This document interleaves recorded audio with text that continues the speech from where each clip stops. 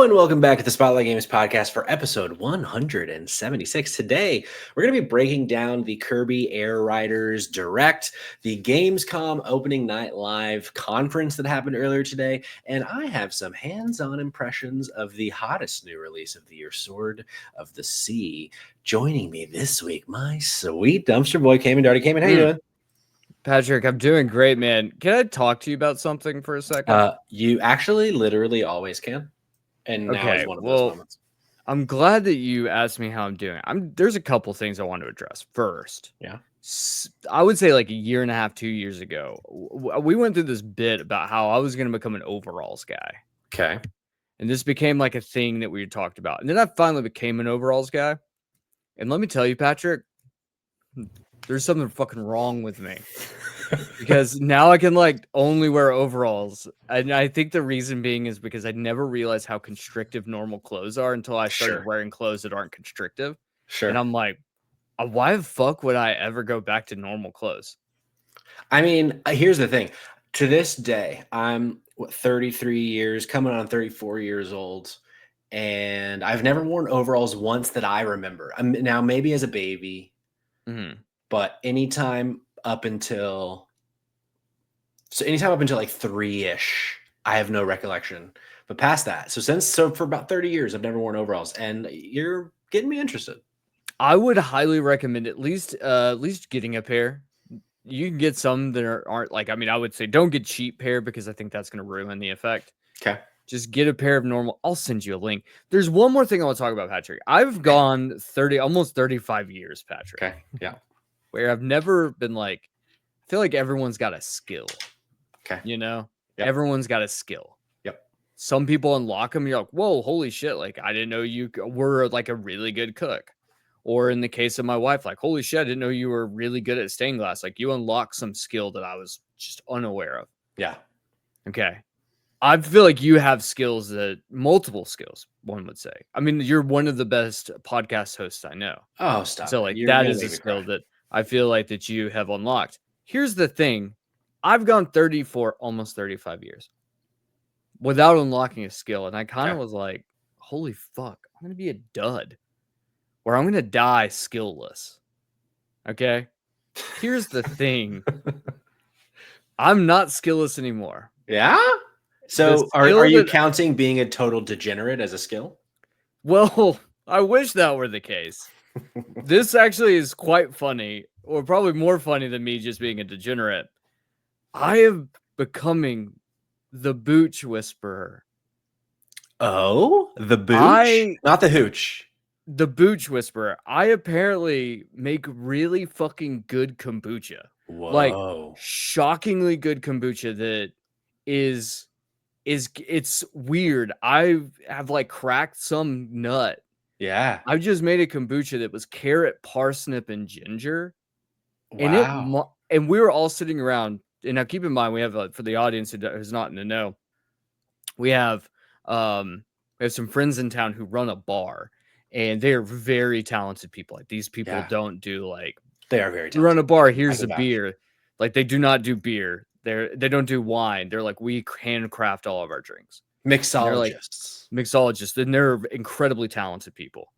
And they were like, can you please make us more kombucha that we can like have at our house to drink? Because like, this is insane. I've made jalapeno peach basil kombucha. Whoa. Now that's a combo I wouldn't think is good, but I trust you. Tell you what, clementine and blackberry might be one of the greatest flavor combos of all time. Another one that went absolutely off was my spiced apple. It was an apple, ginger, cinnamon, and clove kombucha. Ooh. I'm brewing up a batch right now, Patrick, of black tea kombucha with my starter first fermentation. It was steeped in rhubarb root. I am going into areas. I'm going into areas that I didn't know were possible to go to, specifically for someone like me, who has, as we discussed, a total degenerate. The one thing you wouldn't put 2 and 2 together on, kombucha degenerate. They're like opposite worlds. I'm a high life guy. And all of a sudden, I'm like making kombucha that's like I think I could sell this shit. I'm not even kidding when I say like it's shocking. Yeah. I have a couple follow-up questions, if I may. Before I get to my questions, I do want to address Rabbit128 in the chat says, I'd be jalapenoed up in that. Hell yeah, brother. It's very good. But my two questions. One, could you try one for me? Could you try a Clementine cranberry? Definitely good. That does sound good. Because my favorite sparkling water combination that I've had today, Trader Joe's Clementine cranberry sparkling water, and I wonder if it would work as a booch. And this brings me to my follow-up question.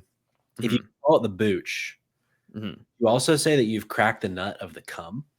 I do. Yeah, actually. Cum, you know, not C-U-M, but. Yeah. No, yeah. Great. Yeah, I say that too. Clementine blackberry.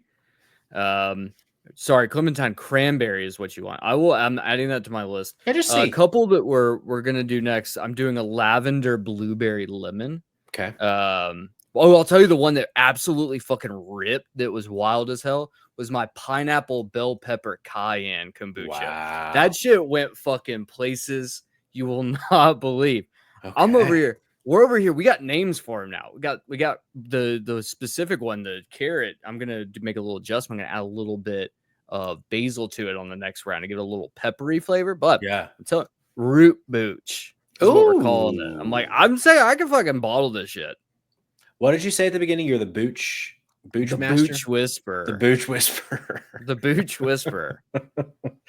There is something that really has a good mouth feel of the booch whisperer. Something about booch. It feels great. Yeah, booch rolls off the tongue. I do fear I don't like kombucha because isn't like the root of kombucha tea? Isn't it like a tea and vinegary type? It is a tea. You're right there. You start with a tea base. Now the thing is what I found, and this is what I've unlocked, is I don't like I don't like kombucha you buy at the grocery store or whatever. That shit sucks. Yeah, okay. I actually don't like kombucha at all because but what I found is if you play with the fermentation times, you can get kombucha that's just like slightly sour but more sweet. Yeah. And so it tastes like when you're done eating a warhead and you've got like that sweet with a little sour to it. Like you can make some really good fucking shit. I'm just saying, come up here, try some of my booch. Oh, I will. I will. Oh, I will, brother. Because yeah, it's the kind of thing where I've only tried it a couple times, but every time I've tried it, it's been I hate it. No, it fucking sucks. But hey, I'll get your booch. I'll come up there and give that booch a spanking. You know what I'm saying? Cayman. Yeah. I wonder if we need to start a third podcast. This is just booch talk. Where it's booch talk with the boys, and we before each episode we come up with a concoction and kind of talk about it. You know, it could be a short form podcast, maybe 10-15 minutes. But then we set the recipe for the next week, perhaps. I think it's great. I think that's a wonderful idea. The one downside to the it Booch is Boys. Coal mines with the Booch Boys. Oh, the Booch Boys. And the one problem with it is that it takes time. Like if you want it, it's like a week and a half. Okay. To like get, or 2 weeks if you want to get a little bit more sour. But honestly, I think if we do the rotation right, we can do it just fine. Monthly podcast. We can do it just fine. Monthly. Bi-weekly would be fine. Every other month, Patreon exclusive. Oh yeah, they put up for money. I'm just me in my overalls, shirtless, doing kombucha class. Yes, I think we got something here. We barefoot in the kitchen is me. And we can do it, stream it like an IRL type thing where we're seeing feet, we're seeing dirty floors. Right, you're seeing all the shit. I think do we want to just dish the show to next week and just shoot the shit with ideas? No, we do have a lot of video game stuff to talk about because this is the Spotlight Games podcast where each week we spotlight the latest and the greatest in the world of video games. You can get it by subscribing to our YouTube channel at Spotlight Games Pod or by searching for Spotlight Games in your favorite podcast app. And hey, you can be on the show by tuning in as we record live Tuesdays at 8 p.m. Eastern time right here on twitch.tv/Spotlight Games Pod, just like a whole slew of Booch Boys in the chat. We got Control, Coal Mines, High Score Weekly, Rabbit, Coggy Boy. We got Heroic Headgear. We got the homie JT. We got Gianni. It's a very supportive chat. We love to be like them. follow us on Twitch, set your notifications so that you're notified when we go live so we can be part of the conversation. Another couple quick pieces of housekeeping for you. Chike Games Video Game Book Club rolls on. They finished Tears of the Kingdom last week, and they're on to Tiny Book Club. Tiny Book Shop. Tiny Book Shop. The Tiny Book Shop Book Club, which I've been playing, and I'm going to talk about on this episode. Kind of my own book club on my own time. And then this week's Dino episode about another game I'm about to talk about, Sword of the Sea. But instead of only Sword of the Sea, we're going to also be doing a little bit of a retrospective on that game company and Giant Squid, the developers of Journey, eventually Abzu, The Pathless, etc. All of that kind of same style and genre we're going to be talking about this week over on twitch.tv/drop-in-drop-out-pod. And an announcement to be made. He's in the chat right now. Me and the homie Gianni going to be doing a Mafia the Old Country spoiler cast. We just haven't nailed a date yet. There's rumblings we might record it not live. There's rumblings it'll be early next week. But it is going to happen probably over on Drop In, Drop Out. But so this is a call to action. This is a CTA. If you've started the Old Country and you needed a little kick in the pants to get to the end, finish it. And if you haven't picked it up, it's $50 and it's like 8 hours. Go play it. It's really good. And we're going to have a lot of fun talking about it and pontificating about the future of this little game, because spoilers, it's fucking great. And I can't wait to do a little spoiler cast with Gianni. Cayman. Yeah. That's the end of housekeeping. We're here to talk about what we've been playing, because that is how we start all of our shows here at Spotlight Games. Cayman, it is my understanding that you have one game to talk about. Is this correct? This is correct. Well, then let me start, because I have two. We can ping pong. I love it. Cayman, would you like to hear about Tiny Bookshop first, or Sword of the Sea Let me hear about Tiny Bookshop first. I would love to talk about Tiny Bookshop. So Tiny Bookshop, as I said, over on Chike Games Video Game Book Club, that's their game of right now. I don't remember. Someone in the chat help me out. Bad producer over here.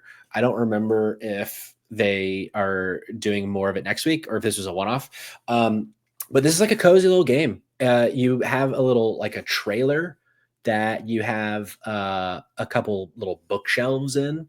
You stock the bookshelves with different kinds of books. You got crime, classics, drama, fantasy, nonfiction, classic, smut. It kind of like filters throughout all of them.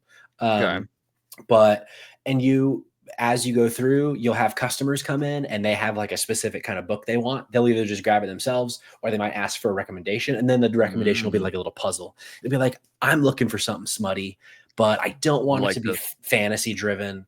I want it to be like, I don't love for the book to be long. So then you have to go through like your inventory and see, do I have one that fits what they're wanting? And there's like levels to it. Like if you get it spot on, you get extra points. If you don't get it right, then they don't buy a book and they walk away and it looks bad. But there's just like, this game is shockingly deep. Like you play it at first and you think it's just a few there's just a few little aspects to it. But man, this game continues to, I'm about to be in the third season, or actually maybe the fourth. I'm in winter right now. And I think, that's the third season. And each season they're bringing in new elements and new, like similar to like a Stardew, there's like season specific events that happen, and you'll get these little missions from people to go try to do X, Y, or Z. And it's just like, it is lovingly crafted to always get me to want to come back to do one more day of the Tiny Bookshop. It is an immaculately crafted video game, and I'm having a great time, Cayman. I think you and I think Sid would fuck with this game. Sid's birthday is coming up, actually. Not too far off from Rose's birthday, which, if I remember correctly, is the 29th. I will neither confirm nor deny that. Perfect. Nailed it. I actually don't think I did. It's 27th. Who knows? Fucking knows. Yeah, I hope she's not listening. She's gonna really upset me. I should know this. So I might actually purchase this for her as like a little, maybe an early birthday present. She's been struggling to get into games, and I feel that. Like I feel, it's tough. That being said, this game reminds me of. Did you ever play the game I Am Dead, the puzzle game? I don't think so. Did you do a dumpster dive on it? I did do Dumpster Dive on it. It was a platinum. I did highly recommend playing I Am Dead. Art style looks very similar. It's another puzzle game. Very different vibe, I think, of like puzzle-wise of what you're doing here. But like the art style feels like this is something it could definitely be like won over. But I do like it. How much is this going for? And also, is it Steam Deck verified? That was the second question. I believe it's $19.99. Someone in chat, correct me if I'm wrong. I think it's 20. And it's on PC. So I would be shocked if it's not Steam Deck verified. And if it isn't, it's probably just the thing where it's like the letters are pretty small, which I always feel like is not really worth saying that it's not verified. Right. But I would bet that it's good on the Steam Deck. Because this looks like a game that would be great on like the Switch. It would be great on the Portal or something. Yeah. Cool. I love it. I've been playing on the Switch, and I've been going back and forth from handheld and the TV, mostly handheld. Beautiful little game. I had a flight over the weekend, and I played it almost the entire flight. Just lost myself to the time. That does actually remind me very, very quick before I send to you for your first game. I 100%ed Donkey Kong Bonanza on the first. Really? Yeah. Worth it? Worth it. I had such a great time. I got all 777 Bonandium gems. I think I 99.99% of it. I'm missing 3 of the songs that you can get from like you like pick up songs as a collectible that are visible throughout the game. But I know what to do to get those. I just have to finish some challenges. But the game tells me I've 100%ed it, so I'll take it. I'll let you have it. Yeah, thank you, Cayman. Cayman, what have you been playing? So I'll just briefly say that I'm almost done with part 2 of Scarlet Nexus. There's nothing to talk on there. It's literally just replaying the game as a second character. It's fine. I'm enjoying the game. I should have a platinum review up hopefully by next week. But I'm not here to talk about that. I want to talk about a little indie game, Patrick, called Trigger Witch. Okay. Have you ever heard of Trigger Witch? No, I have not. Okay. This game is a certified dumpster dive.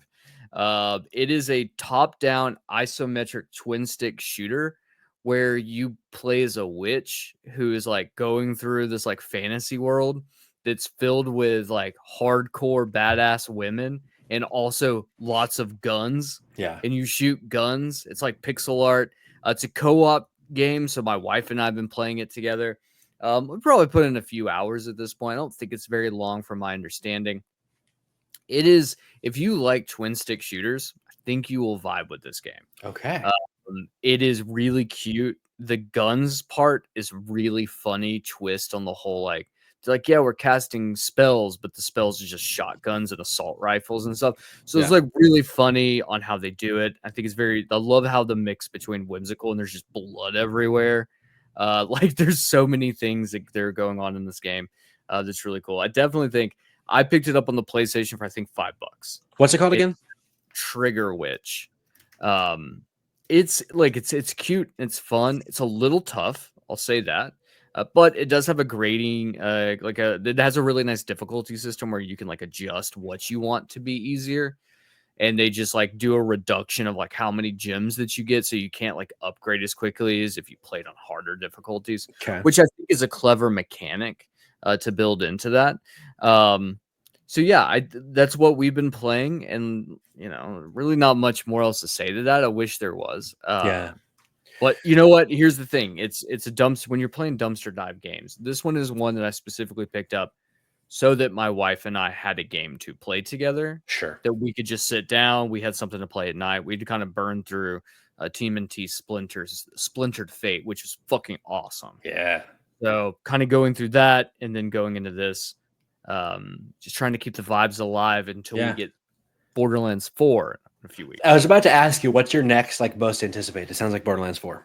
Borderlands 4, but dude, I want to talk about some shit coming up off of Gamescom here in a little bit that is coming out soon. That my little or my warbles are warbling. The warbles do be warbling. I can't wait to hear what game that is. Well, Cayman, I have a game that I think you should go play the second we're done recording. And the best thing is, it's on PlayStation Plus for free. Ooh, I'd love to hear that. Sword of the Sea, Cayman. Yeah, tell me about it. I think Game of the Year contender. This is a contender. Okay, I have played probably, and very early on. Take it with a grain of salt, but 45 minutes ish to an hour I put into this game. And this is, I think, so far, the first time since Journey that I actually feel like they got back to it. Mm-hmm. We're going to talk about this a lot more on Thursday, so I won't spend too much time talking about previous games, but Abzu never hit for me the way Journey did. Yeah. And same. The Pathless really didn't hit for me the way Journey did. But this, I feel like, is such a good initial impression that this is giving me, that like the movement feels so good. It really, in ways, it feels like the kind of the perfect mix of Journey and Abzu. Which at first, probably sounds surface level. It's like a mixture of the desert and the ocean. Right. But with the way that they have kind of almost turned it into like a skateboarding, skiing, snowboarding, fucking surfing sim, just like really fast movement. It feels so good. And there's little bits of all of their games. There's even some flower in this game. Ooh, and okay. I feel like this is the first like post Genovichin game that they've actually been able to get that vibe that of the past, because I'm having such a good time with this. I cannot wait to get back. It's so pretty. My one complaint so far, if you're an Expedition 33 lover, this is going to be a complaint you've heard before. I really don't like that there's no map. Oh, but fuck off. I know that that's like kind of the thing or whatever. Right. But I already feel like I'm going to be missing shit. And this is the kind of game I don't want to miss a fucking thing. And there's already like some collectibles I've come across that if I want 100% this game, I feel, unless like a map comes later in the game, which I don't think that it would, is gonna not be fun. Like to not be able to see where to go for things, and like even just have like a somewhat of a frame of where things are. Kaiser Weekly asks, so is it open / non-linear? I'm actually unclear. I just got to the second place, like the second, I guess you could say, biome, but I can't go back, at least not yet.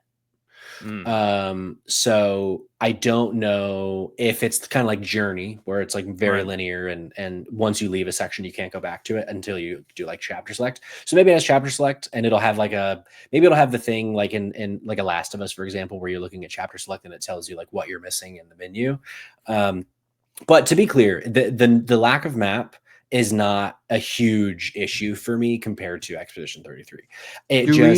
I already yearn for it so far. Do we know? Can anyone in chat confirm if there's a chapter select? Because part of me is like, there's no map. There ain't fucking chapter select, brother.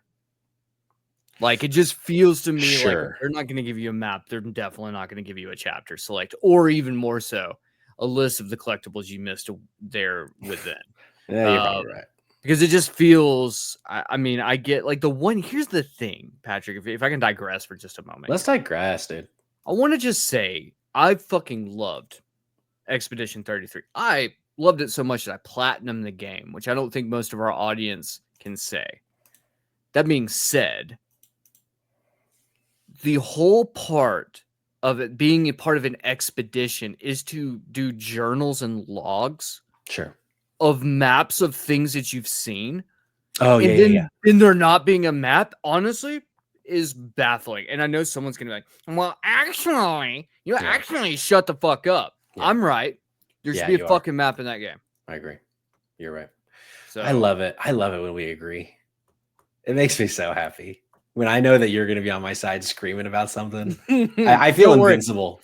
I'm going to scream a couple more times on this episode tonight. I hope you guys are buckled in. Good. Last thing about Sword of the Sea, because like I said, again, we're going to deep dive it on Thursday, but I'm also very shocked. This game has like tricks. Like you unlock like hold L1 and press square to do like a grab type shit. I love this. And I'm very interested to see. I've already gotten some trophies for certain combo numbers, like 20 times combo. And I'm wondering how much more they go with that. Right before I finished, the last thing I did in my first session before I started getting ready for the podcast. Well, actually, I stopped to eat dinner and watch Pushing Daisies, which we're currently watching. I love that you're going through a rewatch of that. Yeah, this is my first time, actually. Really? Okay. What a show. Lee Pace, God, what a man. What a handsome man. What a fucking man. I got to a level that is like a trick level, like score 10,000 points. And I was like, what is this game? But in a fun way. So yeah, very, very excited. Cannot wait to get back to it. Keep your eye on our socials. We got some content coming about Sword of the Sea. And then again, for the 19th time, Thursday, Drop in, Drop Out pod. Come talk about Sword of the Sea with us. Any final thoughts before we go on? Final thoughts. Rabbit129 in the chat. 128. Is he 128? I thought he was always 129. No, he has unfortunately always been 128. Oh, well, there we go. After the story, you will unlock chapter select. So good news is for all the sickos. Hell yeah. You know, I just assume that, you know.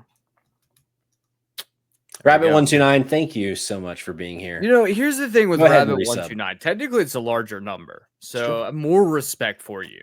So that's true. Maybe I just start changing the number every time. True. Rabbit, are you born on January 28th, or do those numbers mean something different? Are they the last 3 digits of your Social security number? Social security, or maybe those funny 3 numbers on your credit card? The security codes, correct? Yeah, yes.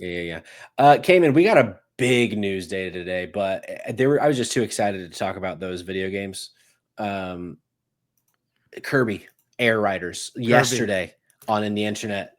Nintendo said we're giving you 45 minutes of this fucking 47. Game. 47. Excuse me. That's I counted. That's on me. You counted. We're going to talk about it. We're going to break down some of what they talked about and also just share our thoughts at a high level. Cayman, what'd you think of the Kirby Air Riders Direct? Do you want me to go through my actual notes? I took notes of what I was thinking in every single minute. I would like to hear the Cayman Darty Dumpster Boy play-by-play, actually. Okay, here's the play-by-play, and you can see how I start feeling. First, I start with, how the fuck is this 47 minutes? What in the flying Jade-Twicking fuck is worth 47 goddamn minutes of Kirby? Then I said, Meta Knight is still the coolest character Nintendo has ever created. Kirby Air Riders is a Mario Kart clone, confirmed from Sakurai himself. Sakurai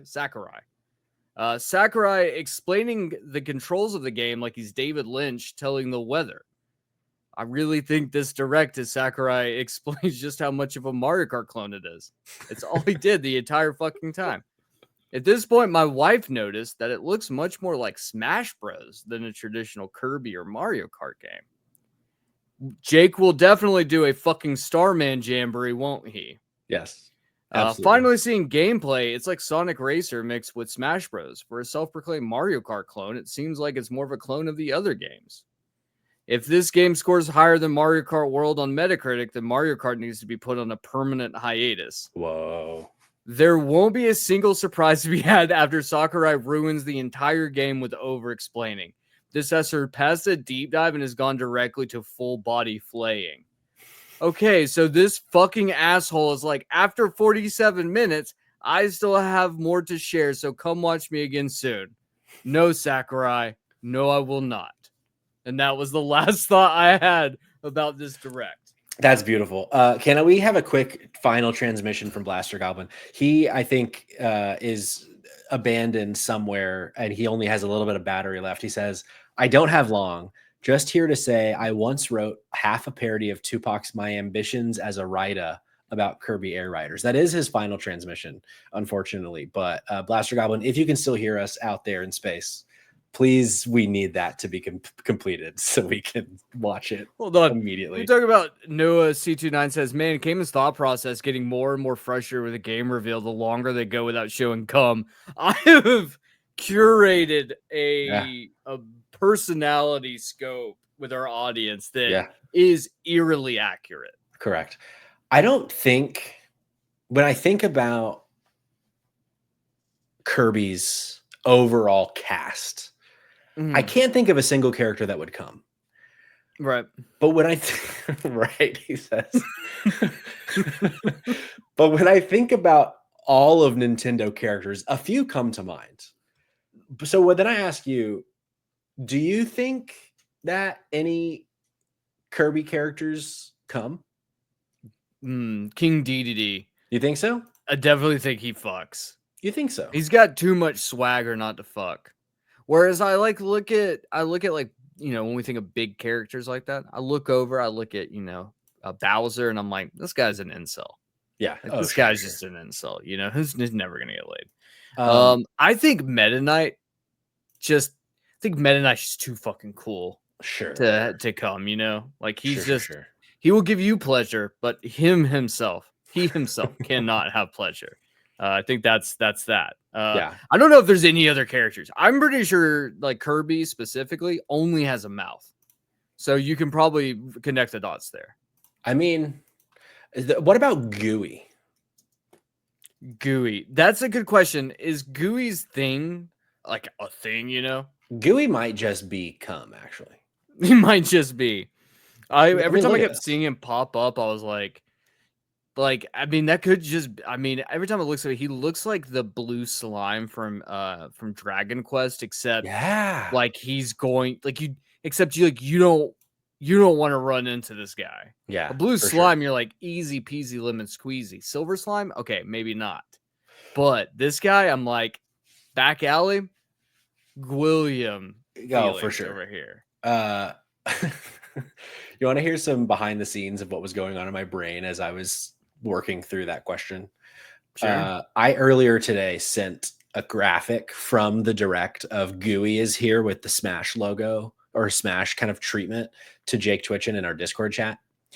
And I made the picture really big in our Discord chat, and I was going to share that. But then I was like, I don't have enough time to vet anything that might come through around the Discord chat, and StreamYard doesn't give me the options that OBS does, where I can just show part of a screen share. So I had to then go to Google and just search Gooey Kirby, because there was no way I was about to share my chat with Jake Twitch. I feel so bad because I feel like there's a certain point where like, I know we've lost Kayla. Like, I feel like after this last week, apparently, yeah. I feel like she has zero respect for us at this point. Sure. I feel like we're slowly chipping away at COG. Like, we're really close.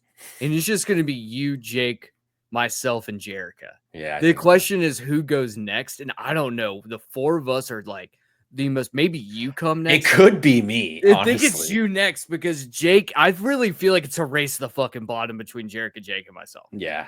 And I really don't know who gets to the bottom first. Honestly. I know. We're going to find out one day. We will find out one day. Also, I apologize to Noah C92 for missing his chat earlier when he said, you think DDD isn't dropping buckets? Which is diabolical. Cayman, let's actually get into talking about the direct, though. So it sounds like you weren't very happy. You weren't a very happy boy. I mean, no, look, here's the thing. The game looks like a lot of fun. Like, it's definitely giving way more like Sonic Cross Worlds, like that like really frantic racer vibe, that things are just going to be like chaos at all times, where I feel like Mario Kart's much more reserved on like how those races go. Like, you know what you're doing. Like, there's a structure to Mario Kart races where it is a nice blend between chaos and like balance, right? Where I feel like Kirby Air Riders is going to go just full chaos mode. Like, that's just how it feels given the way that it looks. I love the fact that it looks way more like Smash Bros than an actual Kirby game, even though it's a fucking Mario Kart clone. Wild to me. It's a really fun thing to see like this, especially given, you know, Sakurai, like, you know, where he is, you know, actively with most of his time being put. So I do love that. I do think that's a really cool synergy there. My thing is, I genuinely think that this has a chance to actually review better than Mario Kart. I do too. My one thing I hated about this direct is that it was 47 minutes and they literally told us everything that was going on in the game. There are going to be no surprises left when you unbox it, and I don't understand that. I genuinely am lost. There are. Which, if there are, then I double down on my point that Mario Kart needs to be put on permanent hiatus. Sure. It was the most Sakurai fucking thing. Yeah. Of him explaining that there's a new button, a second button, in fact. Unfortunately, he says, quote, unfortunately. But, you know, here's my thing. I was kind of surprised throughout how much this game in ways really feels like a very what am I trying to say? Like, there's so much Mario Kart World here with the open world exploration and like so many of that. And like, it does seem like the moment to moment gameplay will feel a good bit different, especially thinking about like the drift. The drift looks so different than it works in Mario Kart World. But then I'm like, do we really need a second racing game this quickly from Nintendo? I hope so. I just don't know that we do. And that's my fear. So High Score Weekly in the chat says he doesn't think there's a chance that this review is better, which I think Mario Kart World landed at like an 86. I think the way in which it could is if it surprises people, because I think the one thing that was going against Mario Kart World, and I was one of the perpetrators, was the hype, was the way that Nintendo showed us that game. I was convinced that game was going to land in the mid 90s. Like, it looked so fucking slick in the directs and all of the different marketing materials that they showed. And what we learned was, even though they showed us a lot, they did basically show us everything. And so there wasn't anything much left. And you know, Noah, I remember kind of talking to him about this, like you got through it all very fast. And that I was shocked by that. And so I think that could be the difference maker with Kirby Air Riders. There seems to be this kind of open world situation where you can play together with up to like 16 people. Maybe that does something more than like the multiplayer of Mario Kart World did. But I also do feel like maybe something that's not going to be going forward is a bit of a limited scope of roster. And I really thought by the end of this direct, we were going to hear or see like one tease or reveal of a non-Kirby character, and we didn't get that. And not to say that we can't anymore, but I do wonder if it'll be a miss if it's only Kirby characters by the end of it. But I don't know. Where do you think we might get non-Kirby characters for this, or do you think it's going to stick with just him? I feel like for this thing to have legs, you have to. But like that's a very good point. And of the characters that you have here, I mean, like, sure, there's a couple characters like Kirby and Banana DD, and then King Dedede, and then you got fucking Meta Knight. That's like, well, I mean, Gluey, but like, who the fuck even remembers Gluey? Sure. You know, so like all the weird things that they pulled out, you're like, okay. So it's almost like when it's like 90% of the roster, at least half the roster of this game is Cow for Mario Kart World, you know? Yeah. So like, I think that's going to be the thing here, but I think that, and this is what I was telling Sid when we were watching it, I was like, look, the worst thing that Mario Kart World did was that they didn't double down after Infinite and double down and said, we are going to include every character. We will have all of these characters like we do in Smash. You will have a Smash, but for Mario Kart. And like, why can't we have that? Like, Nintendo's opportunity to do that is like just sitting in front of them, and they refuse to commit to it. And maybe Kirby's Air Riders, but like, I feel like if you're going to do it like that, it's not going to be through Kirby. And I definitely don't think you're going to get Mario. It might be really funny. They just put Cappy in for no fucking reason. Like, that would be funny as shit. I love that. It does. I don't know. There's something in my mind about this game. Noah seems to think that there won't be any non-Kirby characters, but I know that part of the reason this game was made is that Sakurai really wanted to make it. I think he put there were two specific people within Nintendo who, while he was making Smash, were like, we would really like you to stop making Smash and come make this game, which is fucking bullshit. He said this game. You think it was this? Yes, dude. This is what he said in the direct at the beginning. He was like, this person from Nintendo Lab and this person from blah blah blah. Both had come to me to say, please, can you come and make this Kirby Air Riders while I was making Super Smash Brothers? And I said, I must finish this product first. And it was like, no, they didn't. No, they fucking didn't. You're a fucking liar. No one. The only person that ever asked for this is Jake Twitchen. Sure. And Coal Mines. Coal Mines, big fan of the original version. But I guess what I'm getting at is it kind of feels to me. Noah in the chat says there's only 6 Switch to first-party games or exclusives revealed so far. 2 of them are Dragon Drive and Welcome Tour. And of the 4 real games, 2 of them are racing games. That's crazy to me to have a 50% real games or racing games catalog so far. And it just, I don't know, it kind of feels to me like this and Mario Kart World should have smashed together, and there should have been some connection between these games and having the Kirby characters in Mario Kart World, and there be some sort of a mix between some of the modes or something, because I am going to probably get this game day one, partially because of the job, right? The podcasting side of this. Sure. But I mean, I did have a good time watching this. I don't have any nostalgia for Kirby Air Riders. I didn't even know Kirby Air Ride was a thing until the Nintendo Switch 2 announcement direct. Well, you know what, Patrick? Yeah. There's going to be some games coming up that I think you will be excited about. Okay. But yeah, I don't know. It just feels odd to me that this game is coming in November. We got a date, November 20th. And it's one of the only games we know about coming to the Switch 2 from Nintendo. And while it looks good, I don't know. I hope it does, but I don't know that this is going to be a contender for people. Sure. Even though I did say it's possible that it outdoes Mario Kart World, but that's, a bit of a different conversation. So I don't know. We'll see. Was there anything else about we could go through all the beats, but I really don't think we need to. I think we can move on to Gamescom soon rather than later. Gamescom, is there anything else about?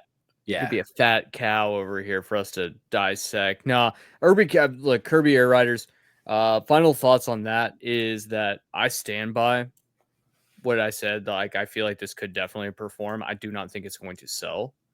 I don't see that happening, just given a world where Mario Kart World and with the Switch 2 being where it is. I just don't see people making that jump right now to take on another racing game so close. And I think it's just poor placement, but yeah, it looks cool. Definitely looks like something that I would check out. Given the circumstances. As a final thought, Noah sent an interesting chat to wrap this up. He says Mario Kart is their consistent bestseller, so it as a launch title makes sense in that regard. I think DK should have been the launch title because it showed the system off best. But the debut Kirby and Zelda games for the console being spin-off series and the Mario title being a spin-off series, it really has given the system a second thought feel to it. I totally agree. Like with it being vibes. Yeah, with it being the Hyrule Warriors sequel for Zelda, this for Kirby, DK, even though Bonanza's fucking incredible. It's odd. It's like, what a weird thing. Game I'm most excited for, Patrick, is actually Zombie U2. Whoa. I'm ready for Zombie U2 on the Switch dropping January 2026. If that game comes out, I will fucking die. High Score Weekly says, gonna be honest, I didn't play the racing mode at all on the GameCube Air Ride. Maybe I don't understand what this game is still. Then. High Score Weekly, I would like to talk with you more about that, not on this podcast, because maybe I'm confused. But Cayman, we also today had the opening night live presentation from one Jeff Keighley. This is the kind of the bastard child of the conferences that Jeff Keighley is a part of, in that this one always seems to be the worst.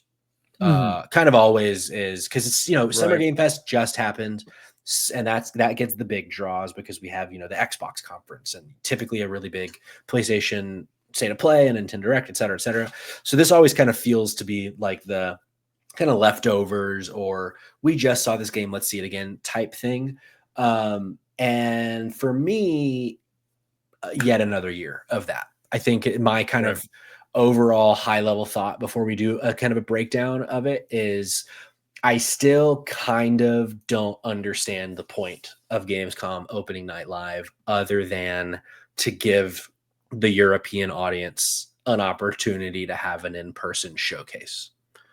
Where are you at after today's 2-hour conference? So I text you at a certain point during the Gamescom, and I was like, I'm skipping through. If it looks cool to me, like what I'm seeing on like the YouTube like screenshot, I would stop and watch that trailer. I did that and watched this 2+ hour long presentation in like 45 minutes. Yeah. And it felt like the longest 45 minutes of my life. Not only that, but a lot of games I was excited about, I actually became less excited about. Yeah. Watching them at Gamescom, being like, how do you just suck the fun out of this? But it really did. That felt like it just had sucked the fun out of the room. Yeah. Maybe it's because the audience also was just dead. It just did not have the energy. Well, I guess because Europeans are much more reserved, and like the Americans are just a bunch of fucking drunk, sweaty, obnoxious douchebags. Like that's what we are. So like we make these kind of things more fun, I think is the point. Yeah. The way we're going to do this is how we've done it in the past. We're going to go basically beat by beat. There might be some things that I missed in my breakdown that I wrote up, but if you want to talk about it, Cayman, jump in. And if I want to talk about it, I'll just start talking about it. Cool. We opened the show confirming Silk Song is coming this year, but didn't give a date still. Instead, he plugged Team Cherry's special presentation this Thursday, where I guess we're going to get a date is the assumption. Cayman, any thoughts on Silk Song? I feel like it's just like, can we just get it over with?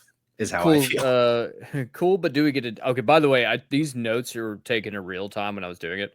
I wrote, cool, but do we get a date? Also, I really fucking hope this does well because it's on my Fantasy Critic. Yeah, sure.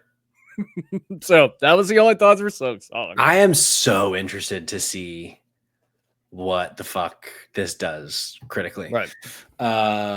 Also, I forgot to ask you, we'll table it for a different conversation during the Air Riders conversation. When you think, or just give me a month, when do you think we're getting Metroid Prime 4 Beyond? Knowing that this is now November. This is now November, March 2026 at the earliest. I'm thinking 2026 too. I'm no longer. Oh yeah, we're not getting Metroid Prime this year. Sorry. Log, you can write that down. Yeah. Okay, back to Gamescom. I meant to have that be part of the conversation. Sure. I forgot. High Score Weekly says, I give up. I'm not playing Silk Song. LOL. I can't reward their bad behavior. I agree with that take. They're really pissing the fans off. I love it, honestly. Yeah. After that, we got another fucking boring ass look at Black Ops 6. Lords of the Fallen 2 also. And then Sekiro anime. I was watching Jake's live stream of this, and I was like, man, if the third thing you're showing is a Sekiro anime, this is going to be a long fucking 2 hours. And boy, was it. Boy, was it. Gianni in the chat says, pre-show had a sick-ass game called Valor Mortis that looked pretty dope. I forgot to scrub through the pre-show. I did not get to watch the pre-show. I heard there was some bus game that looks like Jet Grind Radio, but other than that, and there was a Bubsy game, but I don't think I saw Valor Mortis. Johnny, tell me about it. After the Sekiro anime is the first thing that got me out of my seat, which was the Lego Batman Legacy of the Dark Knight. It's basically all of the Batman games, movies rather, in a Lego game, a la their kind of updated Skywalker saga from a few years ago, which I adored. So I'm excited about this. And Cayman, you're a big Lego game guy. Where are you at with this one? So the last few Lego games I haven't enjoyed that much, mainly because I felt like they've gotten away from the basics of like what Lego is, and they've gotten so Ubisoft of like, we just are going to cram this full of so much bullshit that you can't enjoy the actual game. I'm really hoping that they rein that back this time. And from what we're seeing, it does look like this is more of a old school Lego Batman game, which honestly, if I had to pick any of the Lego games that I enjoyed the most, the first 3 Lego Batman games are the best 3. Like probably potential Lego games of all time. Lego Batman 2 is arguably the best Lego game, in my opinion. And so I hope that they do bring this back, pull it back in. I am so fucking excited about this, though. Like, I am straight up fucking jazzed. This was probably the most hype. No, there was another moment we'll get to, but this is one of my most hype moments of the show. Yeah. I was surprisingly hyped for this, and like hearing the Batman animated theme song come in at one point. This will be fun. I think I'm excited because it's funny. I kind of had the reverse experience with the Lego games where I dabbled with the old ones, but for some reason they just didn't click for me until Skywalker Saga, and I basically 100%ed that game. I didn't quite, but because it takes so fucking long to 100% a Lego game, at least in their modern iterations. And that one, but I got pretty close. But yeah, that one looks good. I'm interested. I don't think I stopped my B-roll before. Did we get a date? Did you remember? I don't believe we did. I don't think we did. Chat, keep us honest if there was. And yeah, I to see that the combat, Hero Gear in the chat says it's just Lego Arkham. I was shocked to see that the combat is basically just Arkham combat, which seems pretty cool. After that, we got Boar Hammer 40K, Dawn of Boar 4. Really, I could have said Dawn of Boar, but we could just put Boar for all the 4s in this fucking game. Rabbit129 freaking out in the chat that they were getting more Warhammer. It's couldn't be me. So we live in a society. We live in a society.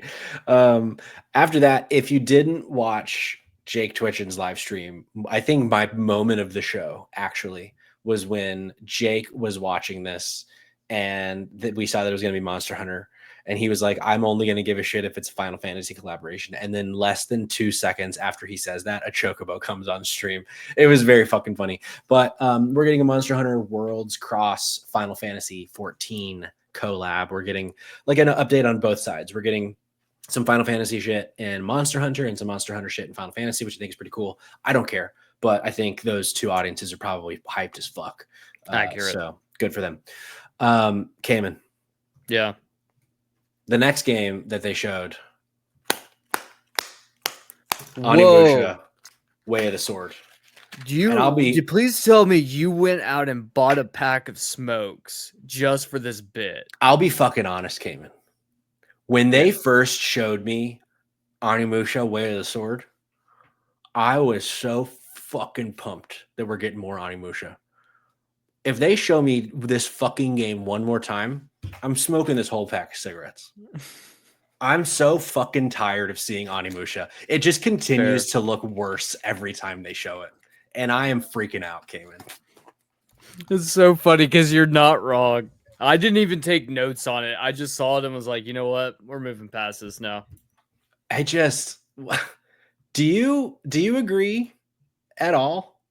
I mean, I don't disagree with you. Yeah. It doesn't when we first got the first announced, I was like, holy shit, this is incredible. Then we got the last trailer I think we saw was like, and then I watched this one. I was like, ooh, just going to fast forward through this. I'm just going to move past this. I'm going to play it day one. It just for some reason, I don't know what it is. I don't know if it's just that they've shown it in such quick succession and we're still not getting much more. They're just showing it over and over again. But I'm so colder on this game than I was when it was first announced because I didn't believe that we were getting more Onimusha. And I just, for some reason, because like they haven't shown any gameplay. They just keep showing us like maybe. The gameplay it's been like the gameplay that they have shown within like the trailers all feels like it could go either way on whether or not that's like actual camera angles or stuff, you know? Yeah. You know, Noah makes a good point. He says it's that it looks so similar to everything else being shown. Maybe that's what it is. It's that when Onimusha first came out, it had a unique something. And now there's just so many fucking games like this. Maybe that's what it is. But I don't know. I hope that we don't see it again until it comes out at this point. And I recognize that I am saying what I complain about with Deathloop, where people had this for Deathloop, and I was like, "But you didn't just give it a chance." But I am just tired of seeing this game at this point, right? And I just wanted to have a bit with a pack of Marlboros. Jake, no, you're not Jake. I remember why I was going to bring up Jake, but now I'm not. Cayman. I just had a little bit of a stroke. Yeah. Arknight's Endfield? What the fuck is that? Let's move on. Great. I'm going to have a rant here in a little bit. I'll cover it. Mm-hmm. The reason I said Jake is because I was remembering that before I asked Jake, I was like, it's okay that I have a bit with cigarettes, right? That's not like TOS. Because I never know. I've never read the TOS, and he's always telling me that I'm breaking TOS. So it's like, I'm not breaking TOS, right? And he said I wasn't. So good. We're safe. Europa v Universalis. I don't remember that at all. Who knows? Damon X Monica. I said. Monica. Damon X Monica, Titanic Scion. Don't remember that one. I have a feeling it's part of my rant, though. I think the first time I truly popped off, I kind of popped off with Lego, but the first time I truly popped off was the Fallout Season 2 teaser trailer. that we got. That show looks good. Okay, the show looks great. When the fuck are we getting the New Vegas remake? That's a great question. I never probably. Here's the thing. Another thing. Please don't show me any more Fallout. Please don't talk to me about Fallout. Please don't do anything until all of those episodes are live, or at least the ones I can watch. Yes, I would need a full pack because I'm watching Alien Earth right now. And for anyone out there who's on the fence of watching Alien Earth or thinks, oh my God, Alien Earth has to be bad, there's no way that it's not bad. Yeah. I am very excited to tell you, holy fucking shit. I can't wait to watch it. We are on a generational run right now with some TV shows that we're getting. This show is like watching a movie.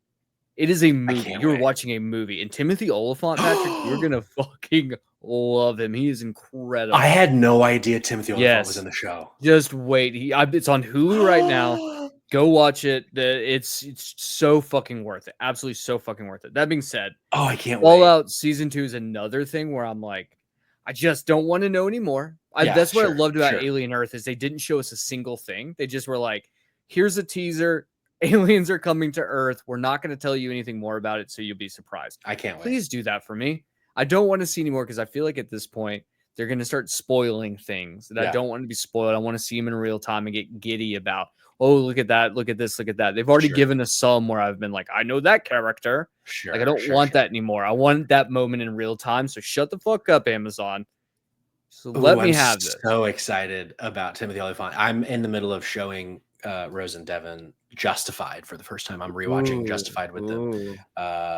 And so to hear he's in that, I'm going to watch it right when we're done. But yeah, Noah, I feel like Noah should just be on the podcast. I keep reading his chat so much. He said, here's the problem. That was like 45 minutes in, and that was the first thing Patrick, a core gamer, was excited about. And it's a TV show, and it was the second TV show at the presentation. That is also accurate. Correct. That is correct.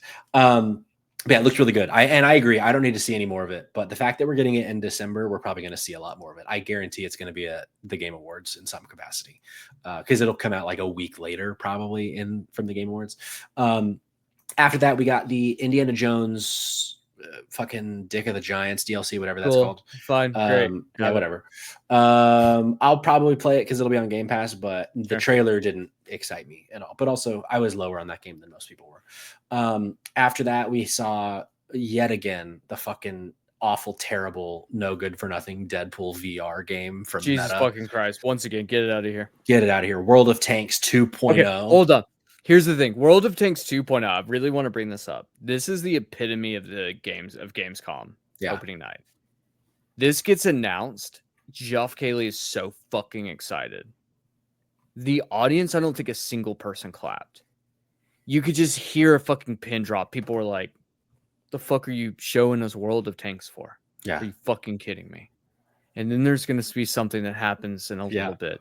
That is the funniest fucking thing that's ever happened before. Correct. And I'm so excited to say, no, I will not be playing World of Tanks 2.0. Good. Also, you bring up a great point in that up until this point, this is a rough estimate. Deadpool, Indiana Jones, Fallout, Daemon X Machina, Onimusha, Monster Hunter, Warhammer, Sekiro, Lords of the Fallen, and Black Ops.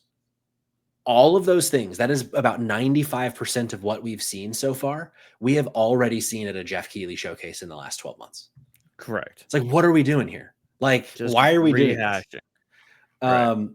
After that, though, I think the first one potentially that got Cayman's interest, John Carpenter's Toxic Commando. Okay. Seeing more of this game, this will most likely be the closest thing I ever get to a Bulletstorm 2. It just looks like that absolutely outlandish. And this is what I always say, something like a genre that I fucking hate that has gone. But I'm glad it seems like we're maybe getting it back. And I hope this is really successful. So we do. And that is action horror games. Yeah. Do you remember like fucking Resistance 3? Yeah. I think it was like a perfect example of Singularity was also kind of like an action horror game. Just like I want more action horror games. And this It's over the top. Everything you can tell, John Carpenter did the entire soundtrack, so it's that like incredible 80s dark synth. Yeah, this game is it's like I'm so fucking excited to play this. Like this was the outside of Lego Batman. This was the time I was like, I am just here in the moment. I just love that we keep showing that you just keeps this dick punch. If you're all listening to this live, Patrick just keeps showing a guy getting punched in the dick repeatedly on screen. That's why you should tune in to Twitch on Tuesday nights at 8 p.m. Eastern time. There he is. That. Yeah, he's Toxic Commando. I'm very excited for. Coming out allegedly early 2026. Yeah, dude, the nuts. Patrick, what do you think? Is this something you'd play with me? I would consider playing it with you, especially if we get this on like a PS Plus or a Game Pass with crossplay. I don't think this is something that I would spend more than $29.99 on. So I'm speaking directly to the publishers of Toxic Commando. If you want me as your player, these are my terms. On a streaming service or $30 or less. I wouldn't be shocked if it comes out at like $59.99. Like, sure. So not a budget title, but cheaper than most games. Maybe $49.99 feels like it might be in that realm. I mean, I don't think it's going to do well critically. Yeah. I wouldn't get this on my fantasy critic, but I also wouldn't get Bulletstorm 2 on my fantasy critic either. So my thinking is this is the kind of game that I probably play for a weekend. I play with you 2 times in that weekend, and then I don't touch it again. So I think of that, speaking of that Alien game from a couple years ago where we played a few sessions and then I just never touched it again. I put like 20 plus hours into that game. Yeah. I enjoyed it for what it was. It was a fun game. It's just not the game that draws me back. Right. And I think this is going to be one of those where like, I think if it has a strong enough single player option, like you don't need to have a bunch of people playing with you for you to enjoy it. I think that this would potentially have a better chance of hitting a larger audience. Yeah. It's just tough. People this age, we're old, we're tired, we're weak. Trump's president again. Ugh. Fucking A. Noah C92 in the chat does confirm Toxic Commando will be crossplay. So they've already got one of my terms. Fuck yes, I love that. Next up, I'm interested if this got you going at all. Ron Gilbert, Death by Scrolling. It was kind of like a Vampire Survivor situation, vertical. Okay. I watched it. Was like, nope, hard pass. Okay, just fucking hard pass. Yeah, not for me either. But I was wondering if that one spoke to you at all. I thought it was going to Stardew graphics. Yeah, I thought it was going to, and then I was like, yep, nope. I don't like the fact that the screen is constantly moving upwards. This doesn't seem fun to me. Like, it just doesn't seem like my vibe, Yeah, Johnny in the chat, interested. Next, one of my favorite moments of the show came in. Jeff Keighley comes back on stage and shows off Zaum's next game, the creators of Disco Elysium. Yeah. And he's like, they've gone through a host of changes the last 4 years, but this game is like, we're just going to dial it down to just a host of changes. That's all. Okay, great. That's sidestepping a major thing. Right. And they showed a minute trailer, which really was like 55 seconds of cinematic. And then I'm just going to jump to the end here. We saw a little bit of gameplay here coming up shortly, which looked like Disco.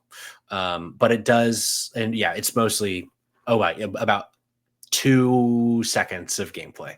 So really, this game is so far away, I'm sure.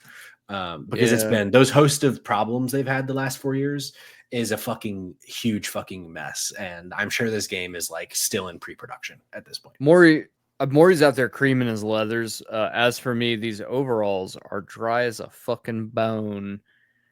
That was the joke I wrote while watching that live. So here's the point in it that I start to lose my mind. Sure. Because we're now pretty far into the show. And it's not really going to get much better from here. Well, maybe. A little bit. Next up was one of the shortlist contenders for worst title to a video game in 2025, Neverness to Everness. Okay. I think that's the other game that's part of my rant that I will have in a minute. Okay, great. I think that's the one, yeah. After this was a game that did pique my interest a little bit. I think we've seen it before, Unbeatable. It's a rhythm game. It's from PlayStack, which is the publisher. We've worked with them before. They made Balatro, or published it. They didn't make it, among other games. But I'm interested in this. I'm going to keep this on my radar. Johnny, did we get a date for Unbeatable? Because you're excited in the chat. I forgot. I didn't write it down. If so, I think maybe it's Q4 of this year, perhaps. After that, I don't even remember what Honor of Kings World is. I just wrote it down. We got some commercials. We got the Claire Obscure Expedition 33 music, because Jeff Keighley can't do a thing without someone performing music. I'm so glad at least it wasn't Imagine Dragons again. Yeah, no, for sure. No, it was a very good performance. Yeah, great performance. November 6th is Unbeatable. Awesome. We got more commercials. Ninja Gaiden 4, a game called Cinder City, a game called Time Cinder City. Not sure what the fuck this is, but I love the Chinese text over top of song, most assuredly, performed by Breaking Benjamin. Most assuredly, that is correct. Then this is when we finally started getting into some, I'm actually actively paying attention now. We got Silent Hill F. We got more of a look at Silent Hill F. I think to date, this is the most gameplay we've gotten for Silent Hill F. Still not a ton, but unless there was like a gameplay drop that they had at some point that I missed. They did like where they brought people in to play some of the game and they could show off some of the gameplay that they had. So there was that, like IGN, I think GameSpot had some of it. But this is, I think, the most widespread of like actual gameplay that we've seen from like this. So yes, I don't technically disagree. Yeah. So just going to say what my thoughts were at the time was, some freak is going to play this game exclusively with a sliver of health just so they can see more skin. Yeah. Also, what the fuck is this game even about? Yeah, I have no idea. And it's actually kind of something that I'm most interested in about this game. Yeah. I mean, I'm down for the idea of like, we're literally going into this, and I would say, even knowing or seeing what we've seen so far, I genuinely don't know what the fuck it is. What I will say is one thing that did catch my interest or pique my interest is that the weapons are breakable. Yeah, yeah. There seems to be like a psychological horror situation. Cutting ahead a bit in the trailer, the protagonist comes up to like a cleaner, not disheveled version of herself. A little bit after this, I'll jump ahead even more. So I think that that's probably going to be something to do with the plot, some sort of psychological situation. And I know sometimes in a survival horror game, they want you to feel like the combat is clunky as a way to like make it more stressful and more survival horror-y. Right. But the combat does not look great so far in this game, which does have me concerned. I think this one for me might very much live or die by its reviews. I don't disagree. Because we're about to be in that busy season. And this is at the end of September, leading into fall games. And if this is coming with 7s or maybe even 8s, honestly, depending on how busy it gets, it might not break through for me. And I hope it does, because this will be the first big.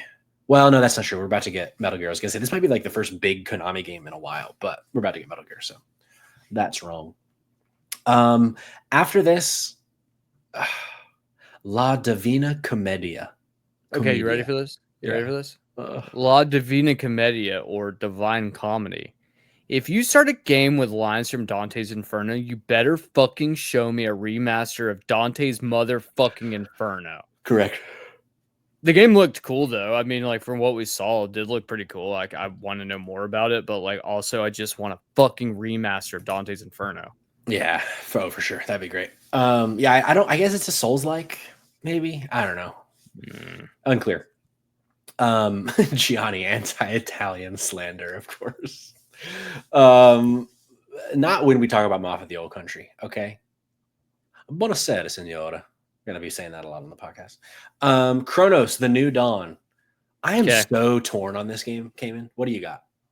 Okay. Hell Mussy game? Bloober Team makes one sexually charged horror game that makes me want to fuck a glorified motorcycle helmet. Can't wait to fuck. No, that's been scratched out. Can't wait to play it. And it drops in a couple of weeks. Yeah. I am so torn. Like, it looks, in some ways, it looks really fucking good. And then in other ways, it really doesn't. And Right. I'm scared because it's on my fantasy critic team. And I only have about a week and a half, maybe 2, until I can use my last drop of the season, until I've used all 5 of them. And I can't figure out whether I keep or drop Kronos, because right now me and Cog are in a battle for first place. I think at the moment it's going to be between me and Cog, and I just got to do everything I can to take him down. Cayman, you understand. Yeah, no, I've written off this year. Once Elden Ring Night Rain kind of like shit the bed, I was like, that's it. There's no more for me here. Cayman, what else you got on your team? Fuck if I know, man. I don't know if anything's worth a shit. One game that I'm like kind of hoping actually drops is Pathologic 3, which I think it's not going to. Okay. But I think that one might actually pop off this time. They've had 2 attempts at it, and I think this one will be. I also might have potentially picked up the Talos Principle 3. May have picked that up, which I do think also. Honestly, don't even know what my team looks You have 4 games left. You have Hollow Knight Silksong, which could be is locked to your team because it was counterpicked. Correct. You have Cairn, which I don't know if we have a date for Cairn yet. You have Pathologic 3. Mm-hmm. So you have 5 games. I've missed Pathologic. You have Mixtape. Now that's interesting. And I don't remember what that one is. Mixtape is the one that has my favorite line in a video game trailer ever, and the reveal trailer, when it said, "Set to the soundtrack of a generation." It's the. Did I actually pick that up? You did, yeah. I think you maybe outbid someone for it. Maybe. It's that made by the same people that did the Artful Escape a couple years ago, but it's the coming of age. Yeah, 80s. Looks great. Looks so good. Good on me. I might send you a little trade for Mixtape. Who knows? Who knows? I can't wait to see what you got. Who knows? I'm just, I'm trying to scheme. As I like that. You at one point you guys schemed against me last year, so it's fair that I do it this year. Exactly. That's exactly what I was getting at. Okay, now we can bring in a chat from a few minutes ago from Noah C92 about the Outer Worlds 2, which was the next game showed. He says there are certain studios whose sense of humor I just do not understand, like Obsidian and Gearbox. They said, quote, "A trailer that you'll remember better than the ending of the game is how they introduced the Outer Worlds 2. Like, what the fuck? I agree. Now, here's the thing. I am actually shockingly excited to play the Outer Worlds 2 because I liked the first one fine. I think you liked it fine too, right? Because I remember you playing it before me, I think. Yeah, it was all right. Yeah, I mean, it wasn't like anything groundbreaking, but it was a short, sweet Bethesda-y type game. And this one, but yeah, it is weird. I kind of really hate the video game marketing humor of like, this game is gonna fucking suck, but you're gonna like it. I don't get it either. I agree. No. You know what's funny about that is that what I wrote in my notes was, man, the companions have that soulless Bethesda look. We're either so fucking cooked or we're so fucking cooked. Yeah, yeah. Dude, those NPCs, they're like, and now the companions. And then they come out and scream, they're all like. Also, I feel like it's such a miss for a trailer to be like, meet the companions, but they just show you what they look like. It's like, well, okay, I don't know anything about these companions. I'm just deciding whether they look good or not. Then they were like, you can't fuck them. Like, what? Okay, thanks. Yeah, very strange. Like, the one positive of the soulless companions in fucking Starfield was you could fuck them. That's true. So, God, ain't that true? Jake in the chat, I told myself I'd play Outer Worlds for like 5 years, and now I'm trying to blitz it before 2. Maybe I just don't want to play either of them. I think maybe, Jake, you don't want to. You're onto something, brother. Yeah. After this, we got Enzoy Island Getaway, which is just like creepily super realistic Sims, which I really hate, but that comes out like tomorrow. We got a game called Fate Trigger that I don't remember anything about. We got the 7 Deadly Sins Origins. Okay. Pause. I've been waiting for this. Fate Trigger is another game. Okay. They had no fewer than 5 anime-ass bullshit games. No fewer than 5. Of those 5 games, every single one of them is a fucking gotcha game. Every single one of them. Yeah. Genshin Impact comes out in the scene, makes a fucking buku of money, and then everyone's like, you know what? Let's just take all of these great looking RPGs that look like Tales games and look like Dragon Quest, look like all of these fun Scarlet Nexus, that anime-ass bullshit that the dumpster boy loves so much. Yeah. And let's ruin them by making them a gacha game because we can't have enough money. Correct. And I'm so fucking tired of this bullshit where it's just like, fucking stop. This is why the industry is tanking. It's because everyone is parasiting off of everyone to the point that they just bleed each other dry. Sure.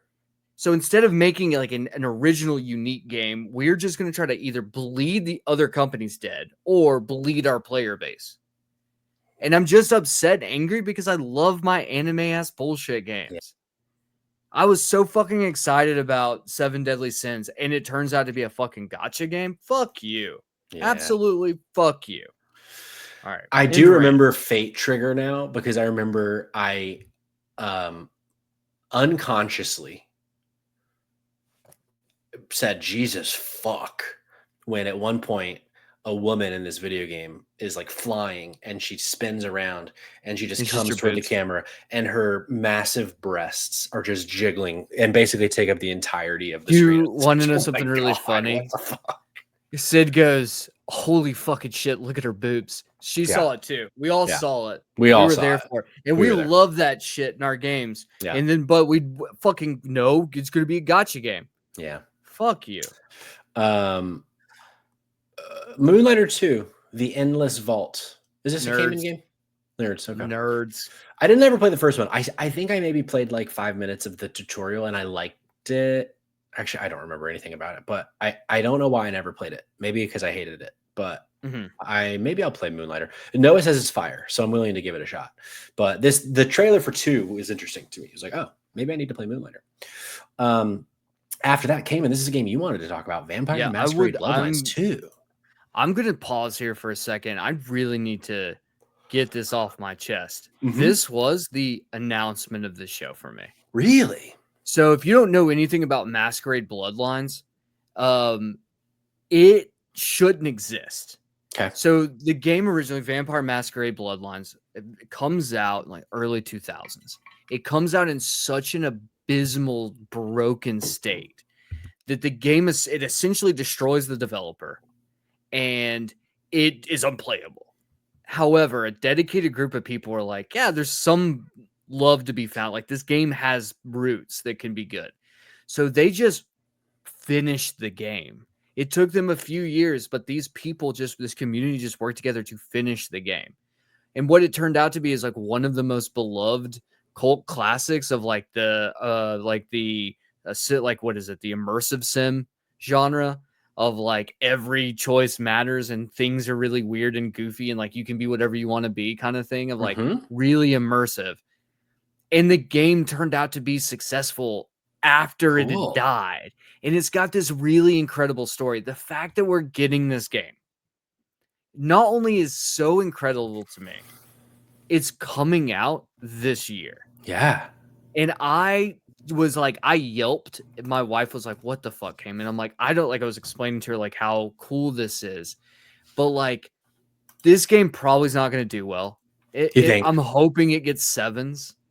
But there's always a chance that this could be like a game of the year contender. No one fucking knows it. It's such a weird thing about this. And I think the truth is even if it comes out to 7s, I do think that there's going to be a player base that mods the ever-living fuck out of it to the point that it's a 9 or 10. Like, is it a multiplayer game? I'm confused. So, no, it wasn't. Like the first one wasn't. And there's probably mods that you can make it multiplayer now. They did have like a secondary like Fortnite style battle royale vampire game in the Vampire Masquerade series that came out a couple years ago, or maybe like last year. This one might be multiplayer, not 100% certain. All I know is that if this is good, then like we are on like this is one of the stories that could be monumental. Cool. So I'm very excited about it. I'm really keeping my fingers crossed, and like I really need the entire audience to start sacrificing things to the gods to like make this a good game. I'm gonna keep my eyes on this game. I remember hearing, I'm fucking hyped. Yeah. I remember hearing weird things about the original, but I never really listened. So that's the first time I've heard like the whole story. That's cool. Wow, apparently the Battle Royale version was 5 years ago, according to Noah. Whoa, holy That's shit. crazy. That's wild. You know what else happened 5 years ago? 9/11. 9/11. We got Enshrouded expansion. We got Age of Empires 4 coming to the PlayStation 5 came in. We got some Kingdom Come Deliverance DLC, like house building DLC in Kingdom Come. We got a Cult of the Lamb major expansion. I can't believe they're still supporting this game. That is very cool. Woolhaven coming 2026. The new content, new areas to explore, enemies to dispatch, and more. Very fun. Does it get a brand new trophy list so that I can actually platinum it? Because I got to the very end to try to platinum the first one, and then it was like, oh, we changed our trophy list at the last second to make it abysmally fucking hard and entirely RNG based. And I said, fuck you, I'm not doing that. Yeah, that's right. I forgot about that. Yeah. The texts I got from Cayman when he realized he was never going to get the platinum. Sad stuff. Ooh, spicy.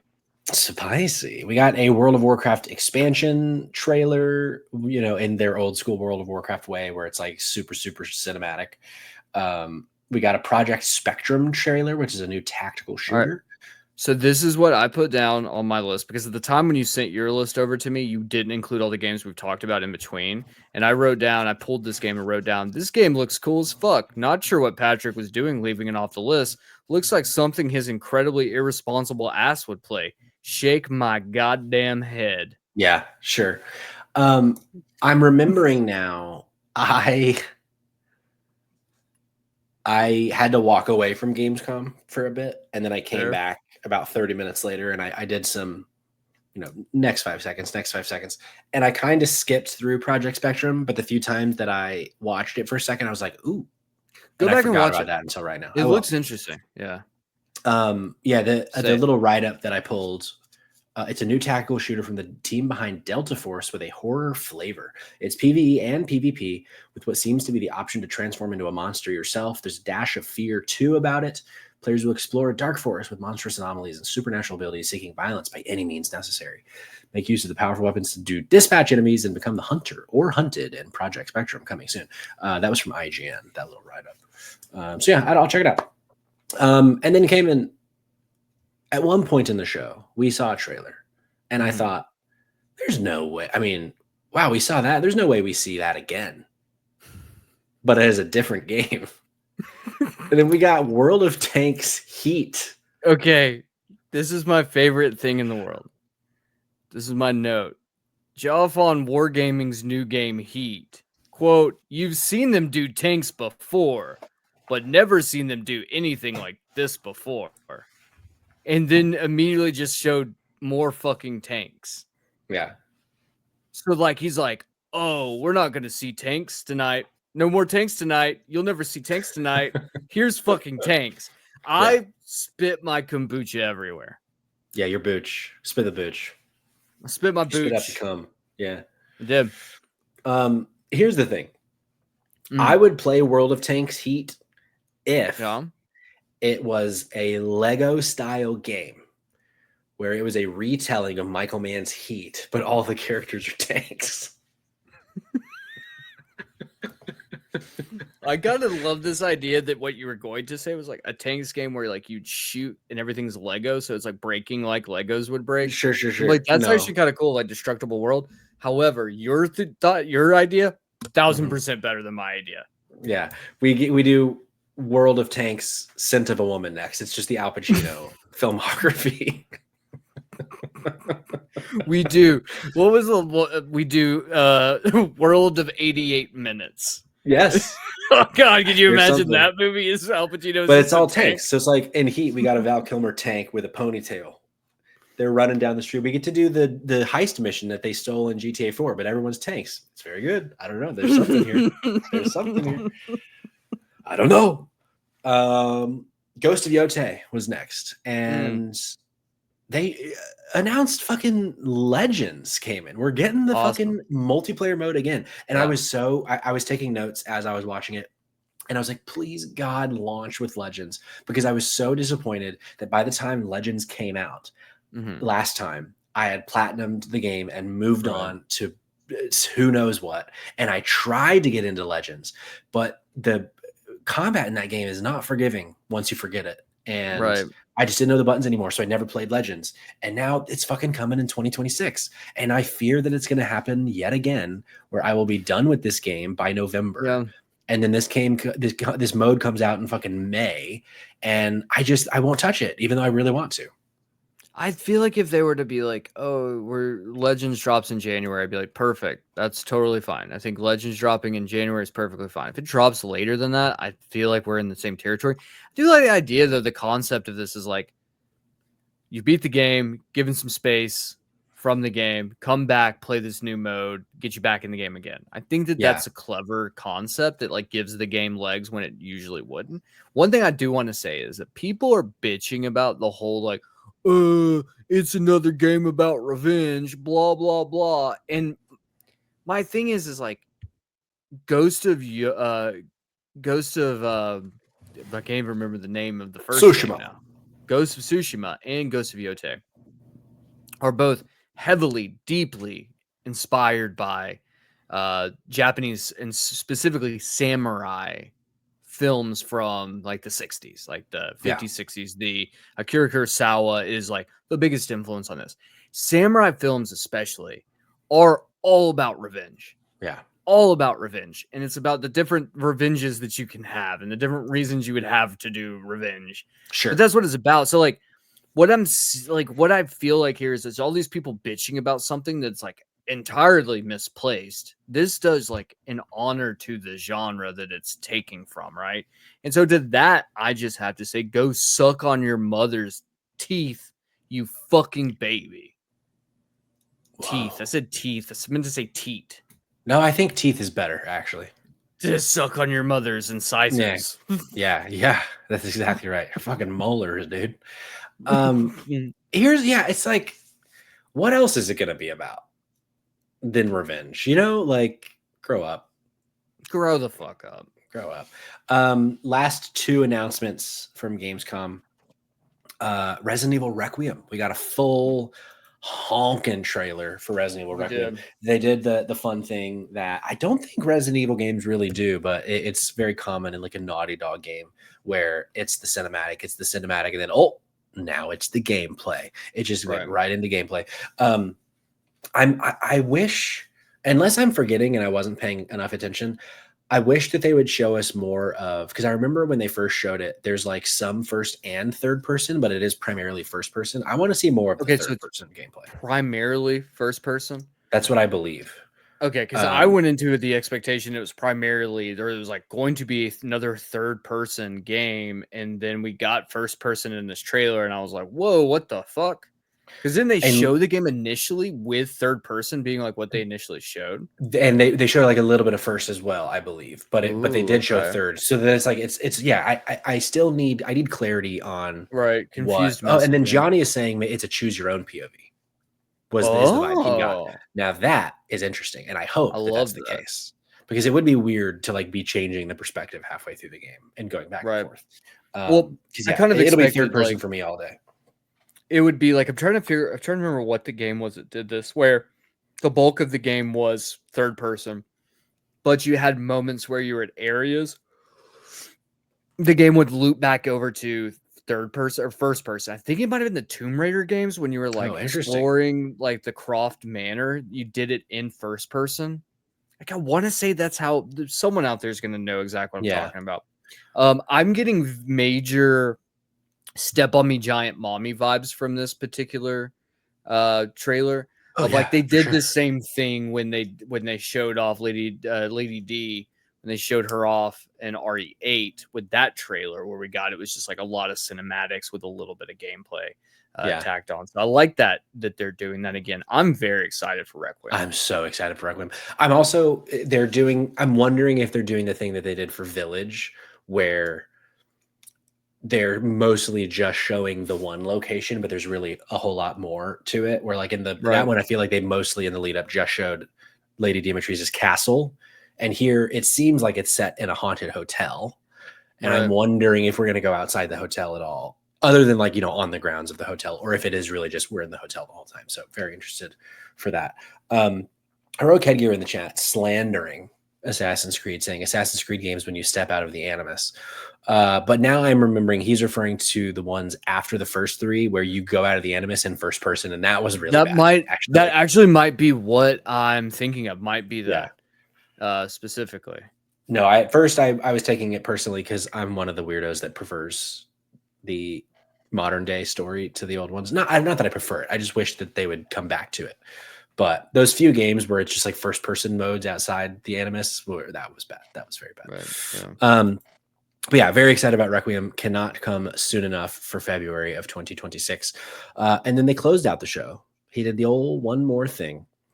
And they showed a new Wukong game, Black Myth Zhongqi, they called it. I did not capture B-roll for this because I will not be playing this game because fuck game science. But I assume you're also not interested in Wukong. My note is the CCP has these developers chained to a desk and won't let them leave unless they deliver the Homeland a Game of the Year award at the Game Awards. Yeah. So I'm assuming that they have like lingering over their heads like, no more social credits. We will ruin your social credit score. Yeah, but really, it's fuck the CCP. It's not as much. I think it really just is fuck the CCP. Also, these people seem like they're pretty shitty too. So yeah, I mean, game science does seem also shitty. Let's just say fuck them all. Nah, I like that. Fuck CCP and fuck game science. And that was Gamescom, and not good, not great. Not great. There were a few standout moments. There were a few moments that interested me, but for the most part, not good. And we're going to fall into this trap again next year when Gamescom Opening Night comes around again. We're going to watch it. We're going to have a podcast all about it. But, well, we wouldn't have content otherwise. It's true. That is very true. Folks, let us know what you thought. YouTube, go give us a comment. Did you think Opening Night Live was good? Did you think the Kirby Air Riders Direct was good? Let us know. You can give us a follow at Spotlight Games Pod everywhere or at Drop In Dropout Pod everywhere. If you want to follow the rest of the umbrella here at Drop In Dropout. Mondays, we got the JK Games podcast. Thursdays, we got the Drop In Dropout podcast, and we got all sorts of streams and video essays and other things in between. And sometimes we have some Dumpster Boy streams and some Dumpster Boy dumpster dives. Cayman, do you have anything that you'd like to plug right now? Oh man, no. No, that's yeah. I mean, ain't got shit. No, it's just we're like just trying to balance not dying at this point in my life. Correct. And so right now I'm just kind of in a place where like I'll get some more vids up soon. There's gonna be dumpster dives. I got so many dumpster dives that are ready to be popped off. I just need to sit down and record them and do all that. But it'll come soon enough once I'm in a better place. But no, nothing to go watch Dido on Thursday. The episode's gonna be a ton of fun. I can promise you that. Hell yeah. I would also say soon we'll put teasers out soon. We'll have a revamped website that's going to look even better, and then I think at some point we're going to have a jamboree, and then at another point there's going to be merch for you guys to buy. Let's go, dude. I'm giving you just an invisible timeline. I love it. Well, thanks for being here. Thanks for listening. Thanks for watching. We will see you Thursday over at twitch.tv/dropin dropout and right here next Tuesday at 8 p.m. Eastern time. And keep your eye out, keep your ear out for the Mafia of the Old Country spoiler cast with me and Gianni D. We'll see you next time. Bye-bye.